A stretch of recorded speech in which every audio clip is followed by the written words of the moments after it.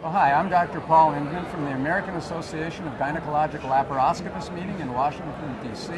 And I'm very pleased to have Dr. Linda Bradley from the Cleveland Clinic here with me.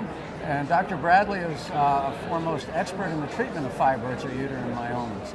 Now, Linda, let's say a patient comes up to you, a woman, and says, I've been referred by my general doctor who said I have fibroids. And what should I do with them? I saw some great treatments on the internet. Should I have them? How would you approach someone who comes to you with fibroids? That's a great question. And a lot of patients are going to ask that question, Paul, because depending on age and race, the frequency of fibroids is 30% to 80% of women. So lots of women will have fibroids. I always want to know what type of symptoms. And for most women without symptoms, I offer no treatment. Except for expectant management. And what that means to the patient is if they just found out that they had fibroids and they don't have any of the classic symptoms, pain, pressure, looking pregnant, bleeding, difficulty becoming pregnant, and just have them, I don't do anything except for monitoring. And that monitoring might just be a pelvic examination on a thin patient about every 4 to 6 months until I know her and that she's stable. So first of all, is the patient symptomatic? If she has zero symptoms, I usually do nothing. Now, but her doctor may have told her, your uterus is humongous. It's the size of a 4-month pregnancy. Oh my God. Right. Well, it can be alarming, but I think, again, we try to balance that 4-month pregnancy to tell the patient that it is common, especially if women of color have very, very large fibroids, or women that may have had previous myomectomies, fibroids may grow back. But again, there's so many things with our body. If we took pictures, MRI, ultrasounds, we'd find a lot of things, different places. And that 4-month pregnancy size, I might add one test, and it would be very rare to see so much pressure on the kidneys, on the ureters, those long tubes that go from the kidney to the bladder. I might get a sneak picture with an ultrasound and make sure that the ureters are not swollen or show evidence of hydronephrosis. If that's fine, come back in 6 months. Uterus still feels the same size, no problem, come back in a year. Okay, so what you're saying, and I agree 100%, Perfect. is that just because a fibroid's there, it doesn't need to be treated surgically, medically, or any other way if it's not causing problems. Well, in my practice, you talk about 20-week size. I have 25-week, 30-week size fibroids. And I'd have to find a reason to do surgery. One other thing a lot of patients will ask and are concerned about, is my fibroid cancerous? This is a time when the glass is very full, or very filled, meaning that the odds of even cancer in an asymptomatic patient, no symptoms whatsoever, are going to be virtually unheard of. I tell my patients 1 out of 1,000. Right, and 25 to 30 years of practicing medicine, emphasizing fibroids, I think I've seen 2. We're about the same. You know, and I think I've had more my patients die in auto accidents. Correct, I agree. Now, let's say we have a woman who's bleeding. She doesn't have huge fibroids, but she says, I'm soaking through my pads and it's interfering with my life, and I want to have a kid. I don't want a hysterectomy. What does she do? Well, again, what I tell my patients is that fibroids are like a thumbprint. All of them are individual, very unique, and one of a kind. And so we want to know location, location, location. Kind of like real estate. Real estate. Where is it? Where is it for the money? And for most women with bleeding that's very profuse, what I call the patient like Niagara Falls, soaking through her pads, clotting, cramping, I really want to know what the uterine cavity itself looks like. There's really 2 pathways that patient takes in terms of imaging.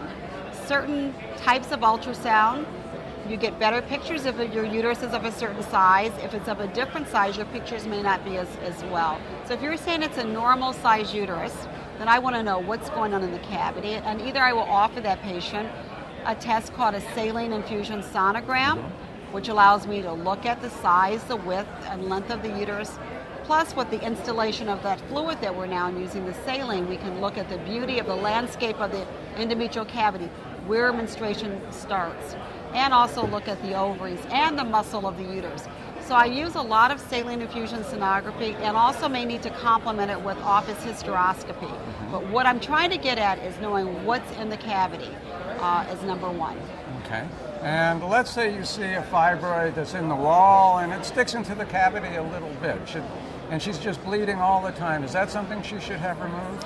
Well, again, that's a symptomatic patient, correct? So she's having symptoms, and as surgeons, you know that we can offer different types of surgery for removal of fibroids. Again, it depends on the physician's expertise, interest, and experience with doing surgery with fibroids that might be in the wall of the uterus. So what I really want to know is how much projection, how much is it into the cavity, and how much is in the muscle. So that's definitely when I might use definitely use saline infusion sonography. And sometimes once in a while I will even use an MRI. And again, as physicians, all of us are comfortable with lesions of a certain size. I might be comfortable with something that's 3 or 4 centimeters. You might be comfortable with 5 centimeters.